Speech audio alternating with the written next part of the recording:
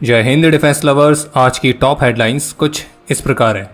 S-400 air defence system की नई deliveries पर चल रही है बातचीत। रशियन ऑफिशियल्स की तरफ से कंफर्म हुआ भारत के लिए Su-57 की supply.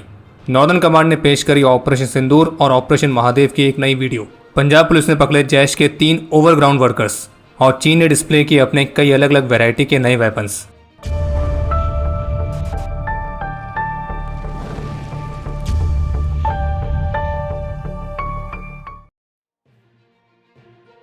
Russian news agency TASS की लेटेस्ट रिपोर्ट के मुताबिक, जिसमें रशिया के सीनियर डिफेंस एक्सपोर्ट ऑफिशियल के हवाले से बताया गया है कि भारत और Russia S-400 air defence systems की डिलीवरीज को बढ़ाने के लिए निगोशिएट कर रहे हैं और ऑफिशियल्स का कहना है कि इसी एरिया में इस कॉपरेशन को और भी एक्सपेंड करने का पोटेंशियल है।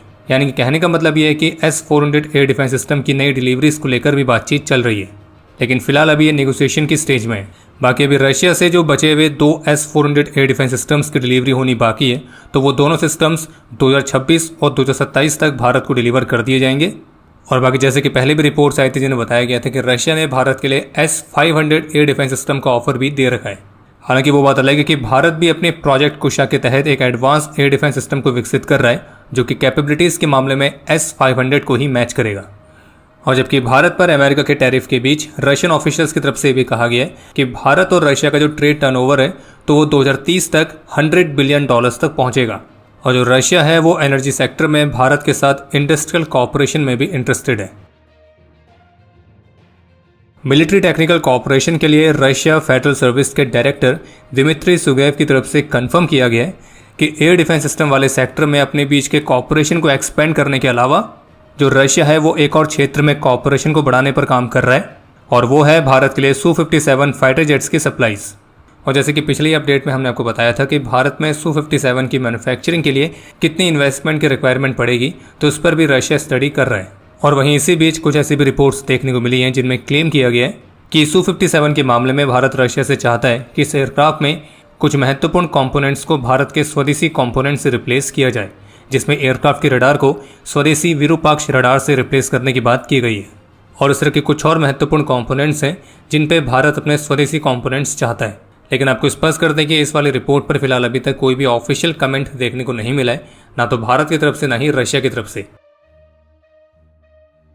भारतीय सेना की नॉर्दर्न कमांड ने अपने ऑफिशियल एक्स हैंडल से एक स्पेशल वीडियो पोस्ट करी है, जो कि ऑपरेशन सिंदूर और ऑपरेशन महादेव के बारे में है।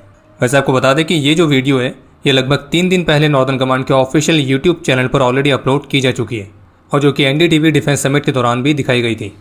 बाकी इस वीडियो के माध्यम से आप स्पष्ट रूप से देख सकते हैं कि कैसे भारतीय सेना की नॉर्दर्न कमांड ने पाकिस्तान में स्थित आतंकी कैंपों को बेहद ही प्रिसाइज तरीके से डिस्ट्रॉय किया था।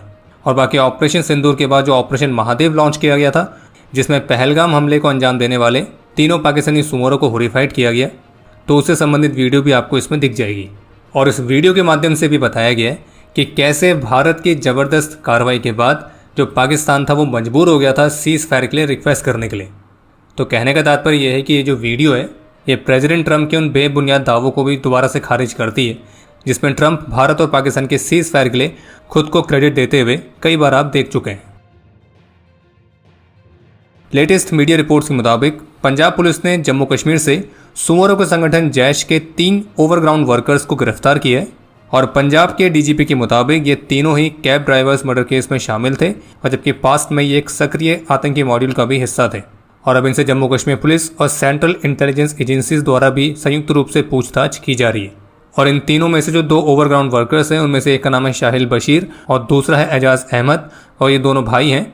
इनमें से जो साहिल बशीर है वो जम्मू कश्मीर के हंदवाड़ा में आर्म्स एक्ट और UAPA के तहत एक वांटेड इंडिविजुअल है। और उसका जो भाई है एजाज अहमद, तो वो पहले भी जैश के साथ लिंक रखने वाले वेपन्स और मटेरियल्स के साथ पकड़ा गया है। बाकी आतंकियों से याद आया, कल पाकिस्तान के प्रधानमंत्री शहबाज शरीफ ने अपने रशियन काउंटर पार्ट के साथ बायलैटरल मीटिंग कंडक्ट करी थी। और इस मीटिंग में पाकिस्तान के प्रधानमंत्री का कहना था कि रशिया के भारत के साथ जो संबंध हैं वो उसका सम्मान करते हैं, लेकिन पाकिस्तान भी रशिया के साथ बहुत ही स्ट्रॉन्ग रिलेशंस बनाना चाहता है। खैर, रशिया के साथ स्ट्रॉन्ग रिलेशंस बनाने की बात तो बात की है, हम पहले पाकिस्तान के प्रधानमंत्री को कहना चाहेंगे कृपया करके कम से कम एक सूट तो अच्छा बना लो, ये वाला कुछ ज़्यादा छोटा नहीं हो गया। तो जैसे कि तय था, आज अपने विक्ट्री डे पर चीन ने ग्रैंड मिलिट्री परेड आयोजित करी थी, और हमेशा की तरह इस बार भी चीन ने अपने कुछ नए नए वेपन सिस्टम्स को अनवील किया, जिनमें लेज़र वेपन्स, नई ballistic missiles, under water drones और बहुत ही अलग अलग वैरायटी के UCAVs भी देखने को मिले।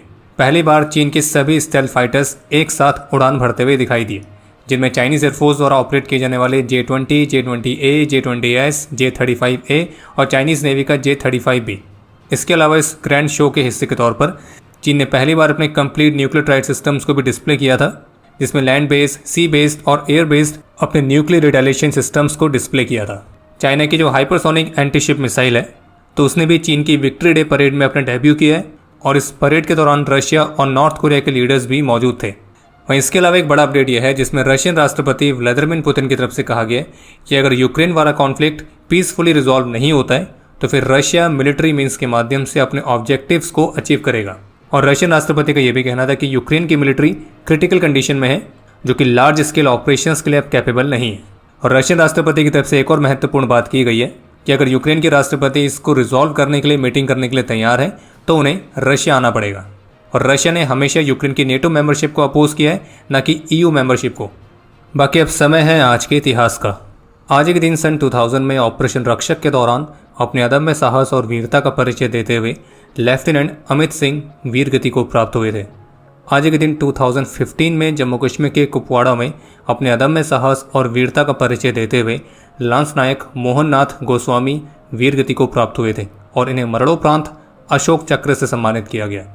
और आपके लिए आज का प्रश्न है कि भारत की 7 पैरा SF का निकनेम क्या है। और अब समय है आज के टॉप 3 कमेंट्स का, जो ये रहे आपकी स्क्रीन पर।